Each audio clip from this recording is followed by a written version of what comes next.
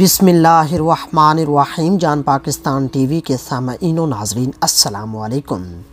ناظرین کرام، ایک بابا جی کا انتقال ہو گیا، جنازہ تیار ہوا اور جب اٹھا کر قبرستان جانے لگے تو ایک آدمی آگے آیا اور چارپائی کا ایک پاؤں پکڑ کر بولا کہ مرنے والے نے میرے 15 لاکھ روپے دینے ہیں، پہلے مجھے پیسے ادا کرو پھر اس کو دفن کرنے دوں گا۔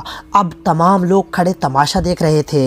بیٹوں نے کہا کہ مرنے سے پہلے ہمارے باپ نے تو ہمیں کوئی ایسی بات نہیں بتائی کہ وہ مقروض ہے، اس لیے ہم یہ پیسے ادا نہیں کر سکتے۔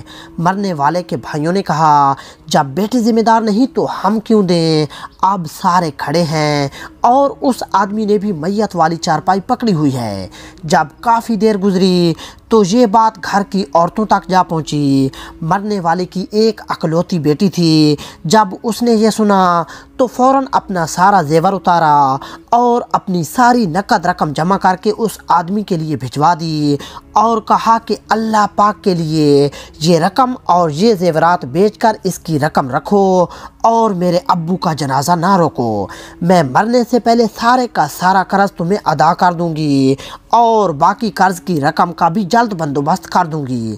اب وہ شخص جس نے میت والی چارپائی پکڑی ہوئی تھی وہ کھڑا ہوا اور سارے لوگوں سے مخاطب ہو کر بولا کہ اے دوستو، اصل بات یہ ہے کہ میں نے مرنے والے سے 15 لاکھ روپے لیے نہیں بلکہ اس کے 15 لاکھ روپے دینے ہیں، اور میں اس کے کسی وارث کو جانتا تک نہیں تھا تو میں نے یہ کھیل کھیلا۔